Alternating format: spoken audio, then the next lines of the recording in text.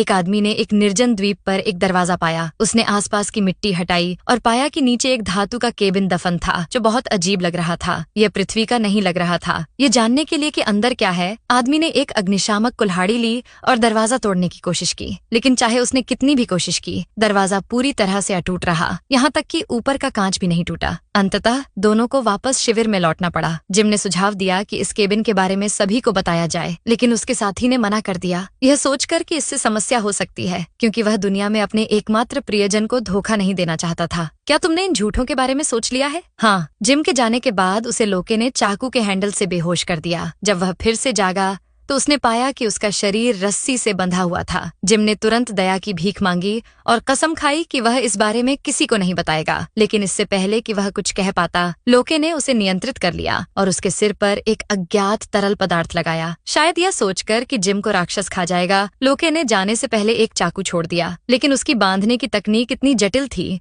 कि जिम बेहोश हो गया और जैसे ही वह चाकू के हैंडल के पास पहुंचा, उसके कंधे की हड्डी और अधिक दर्द करने लगी। अंततः वह बेहोश हो गया। अचानक एक चीख ने उसे जगा दिया। उसने सुना कि यह उसकी बहन की आवाज थी। आसपास की आवाजें भी आ रही थीं, जैसे कि राक्षस उसकी बहन के पास आ रहा हो। जिम ने दर्द की परवाह किए बिना खुद को मुक्त करने की कोशिश की। उसने चाकू निकाला और रस्सी काट दी। वह अपनी बहन की ओर भागा। ठीक उसी समय जब राक्षस पास आ रहा था, जिम ने पास के जंगल में छिपकर अपनी जान बचाई। जब बाहर की आवाजें बंद हो गईं, तो उसने बाहर जाकर देखा, राक्षस जा चुका था, लेकिन असली खतरा अभी शुरू हुआ था। जब दोनों वापस शिविर में जाने की योजना बना रहे थे, तो अचानक एक अजीब आवाज आई। एक बड़ा पेड़ उखड़ गया और वे राक्षस की नजर में आ गए। दोनों ने भागने की कोशिश की, लेकिन राक्षस ने उसकी बहन को पकड़ लिया। जिम ने देखा कि उसकी बहन को राक्षस ने उठा लिया है। वह कुछ नहीं कर सका। उसने राक्षस का पीछा किया और नदी में खून देखा, लेकिन उसे अभी भी उम्मीद थी। जब उसने अपनी बहन की लाश देखी तो वह टूट गया। उसकी बहन ही उसकी जीने की उम्मीद थी, लेकिन अब वह मर चुकी थी। उसने इस सब का दोष लोके पर डाला। अगर उसने उन्हें नहीं बांधा होता